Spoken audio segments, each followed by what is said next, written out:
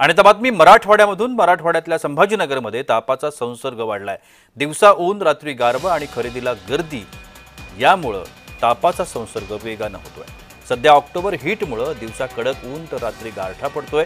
त्यातच मराठवाड्यात अधूनमधून जोराचा पाऊस आणि ढगाळ वातावरण देखील आहे।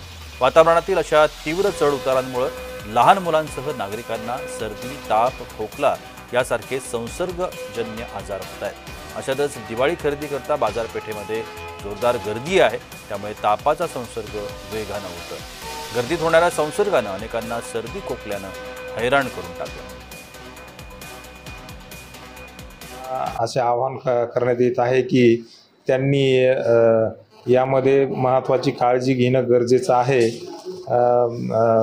दिवाळीच्या याच्यामध्ये आपण बऱ्यापैकी गोडधोड खात असतो, ते सुद्धा थोडं कमी जर घेतलं तर त्यामध्ये सुद्धा सर्दी, ताप, खोकला यासारखे आजार आपण कमी करू शकतो।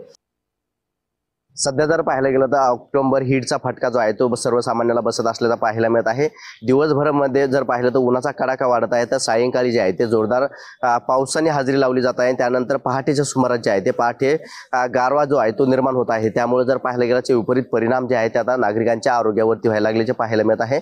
आणि त्यामुळे छत्रपती संभाजीनगरमध्ये जर पाहायला गेलं तर ताप, सर्दी, खोकल्याचे रुग्ण जे आहे त्यांची संख्या वाढत असल्याची पाहायला मिळत आहे। कारण सध्या जर पाहायला गेलं तर दिवाळी सुरू आहे, त्या दिवाळीच्या खरेदीसाठी जर पाहायला गेलं तर नागरिक जे आहे ते आता खरेदीसाठी बाहेर पडताना पाहायला मिळतात।